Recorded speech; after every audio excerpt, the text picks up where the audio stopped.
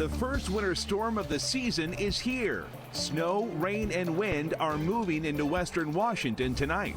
I'm Connor Board on Snoqualmie Pass, where 30 semi-trucks lost traction this morning. Coming up, I'll give you a live update on conditions. I'm Chief Meteorologist Mike Everett. King 5 is in first alert this evening as we are tracking significant snow in the mountains, and that's just the beginning of what could be an active and significant weather period. Details in your full forecast coming up. I think he said, give me all you got, then put me onto the ground. A man and his 10-year-old son carjacked while at a Bellevue ATM. My son got scared, so he also quickly got out of the car, and then he started screaming. We hear from that father tonight. I'm Jake Garcia, and we're live in Las Vegas tonight for the Pac-12 championship game.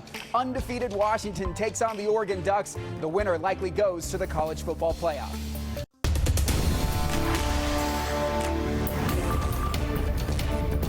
First alert. The first winter storm of the season is here. Snow and wind are making for some tricky conditions outside tonight up at the passes.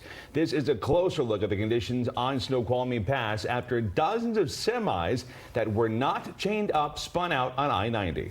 WashDOT is out on the roads right now working to get everything cleared up for drivers.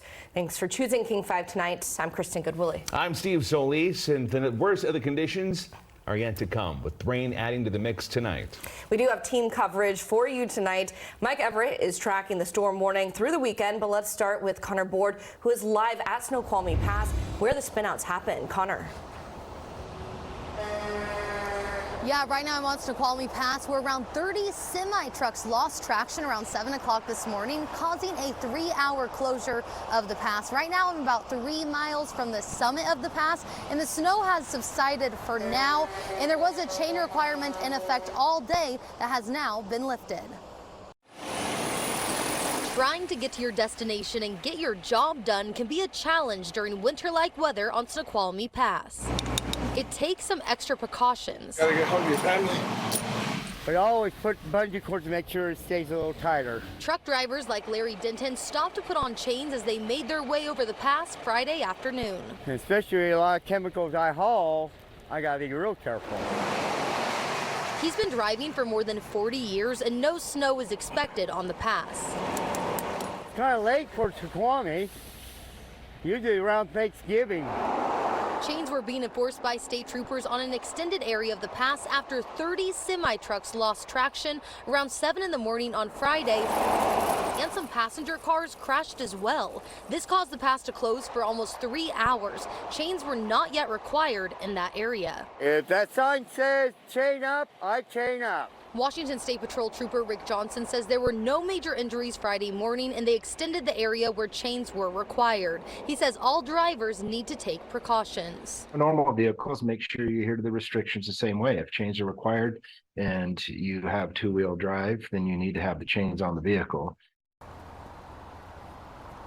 Again, that chain requirement has been lifted, but traction tires are advised. And of course, Trooper Johnson's asking everyone to make sure to drive slow. Live at Snoqualmie Pass, Connor Board, King 5 News. Connor, thank you. We're going to check it back in with you in about 30 minutes. Then we'll bring in Chief Meteorologist Mike Everett. So, Mike, walk us through what's going to happen in the next 48 hours. There is so much going on that we're going to have to undo it in pieces and parcels here. The big story tonight is the heavy mountain snow that will be measured in feet by this time tomorrow. On top of that, tracking some gusty winds and a strong round of rain. It's got some lightning associated with it, and that's just the first round. Starting with a live look at Stevens Pass right now, already packed snow conditions. You can see cars making it through. Again, after the sun goes down tonight, that is going to change considerably. What we've got right now is called orographic snow. That's just some of the leftover moisture that's being pushed up into the mountains, but here comes our next contestant. In fact, as we zoom out, you're seeing on the tail end of it there is some instability as some of that relatively warmer air mixes with that cooler air. That's going to move on shore tonight, and it's going to bring some gusty winds along with it. So here are your headlines.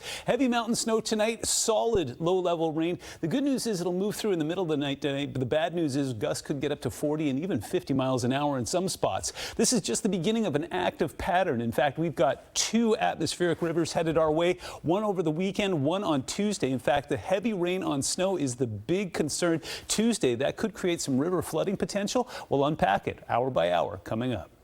Thanks, Mike. Well, the snow is good news for skiers and snowboarders. Crystal Mountain opened today for pass holders. The resort will open to the general public tomorrow. And the only other option for skiers and snowboarders in Washington is to head to Mission Ridge, which is now the first ski area to open in Washington or in Oregon. They're open tomorrow and Sunday from 9 a.m. to 4 p.m. Other resorts hope to open soon. The opening date at Stevens Pass has been delayed, and the director of mountain operations there says there's 8 to 10 inches of natural snow at the base and a few feet in other areas where they use their snow machines. I'm going to get a good evaluation of what I have on the ground and hopefully make a decision or at least an update hopefully by Monday morning. For a full list of when ski resorts will open, just text the word ski to 206-448-4545. With a storm rolling in overnight, stick with King 5 for your weather coverage. You can download the King 5 app and see what to expect in your area. And an update from the Shoreline School District after 2 schools were closed today due to safety concerns. The district says it received several reports last night of a student who may have been planning to harm a student at Kellogg with a gun.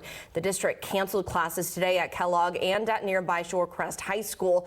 Shoreline police are investigating the individual, and they say there's no further risk to students or to staff. It happened so quickly, the guy pushed me to the ground so quickly. Tonight, a dad and his 10-year-old son are left shaken after they were carjacked at a bank in Bellevue. It happened last night near the Victoria Mall. The 10-year-old was able to get out of the car before it was stolen, and police say about an hour later, the same guys robbed a gas station at gunpoint. Today, we talked with the dad about what happened. It was going to be a quick stop at the bank after swimming lessons, but minutes later, a father and his 10-year-old son were left stranded after being carjacked. I was about to get into the car, and then somebody pushed me from behind and pointed something on my back. It happened around 6:30 Thursday night near the Victoria Mall in Bellevue. Gilson Yu says he stopped to use the ATM and left his son in the car to keep him warm after practice.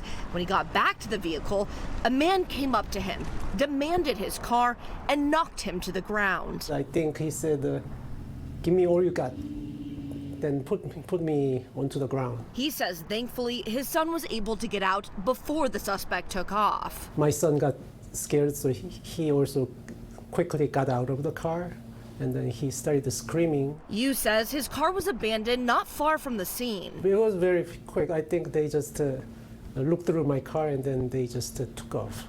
The robbers took his school bag. There was school computers and then his homeworks. Bellevue police say less than an hour later, that suspect, along with another man, went into an Arco 2 miles away and robbed it at gunpoint. Surveillance video shows the 2 men appear to be shopping. Once another customer leaves, the 2 rush the clerk and point a gun at her. They take money from the register and then leave. Yu says while he and his son are both okay, it will take time for them to feel comfortable again. It will get better, but whenever I go to the bank ATM, I will kind of think about it. Now, Yu tells us that he got his car back this morning. Bellevue police are investigating, and if you have any information, you are asked to contact them. We now know the identity of the man shot and killed by Pierce County Sheriff's deputies earlier this week. James Salanoa was a suspect in a reported rape at gunpoint and had a felony warrant out for his arrest. Salanoa was killed Tuesday near the South Hill Mall in Puyallup at the Highway 12 on-ramp. That is where he got out of a car, armed with a gun, and deputies opened fire. Investigators have not said if Salanoa fired shots. No one else was hurt. We have some shocking new video out of Bellevue here where a car crashed into the Swish Swish Hot Pot restaurant. This happened on Wednesday. Amazingly, no one was seriously hurt, but at least one person did have to go to the hospital. This is what the restaurant looks like today. It is temporarily closed until repairs are finished. Bellevue firefighters tell King 5 that driver was not speeding and appeared sober at the time of the crash. We are 1 hour away from the Pac-12 finale in Las Vegas. The Huskies take on the Ducks in what's expected to be one of the best title matchups of the weekend. The Huskies are undefeated going into this game. Oregon only has one loss, and it was to the Huskies earlier in the season. King 5's Jake Garcia is live in Las Vegas ahead of the big game. Jake? Well, Rome Odunze said the poetry is not lost on him. Tonight, the Huskies star wide receiver plays for a Pac-12 championship in front of a fan and fam club that's taking over entire sections. Odunze went to high school at Bishop Gorman High School. That's just 20 minutes down the road from us here at Allegiant Stadium. The city of Las Vegas knows him well, and so do tonight's opponent, the Oregon Ducks. Odunze had 8 catches for 128 yards and 2 touchdowns, including the go-ahead touchdown in the regular season meeting against Oregon. Another 128 yards for Odunze tonight, and he sets the UW single-season receiving record. He'll have the chance to do that with family and friends in attendance. 14 aunts and uncles, Grandma and Grandpa Odunze. His mom, Nisha, says it's even more than the 60 people Rome was expecting. Oh, there's more. There's more than that. We thought it was going to be 60. I think we're for sure hitting around 75, 80. Yeah. What do you think it's going to take tonight for the Huskies to beat Oregon? Execution, and I believe that they're fully capable of doing it. They have the grit, they have the will, and we're going to walk away with a win today!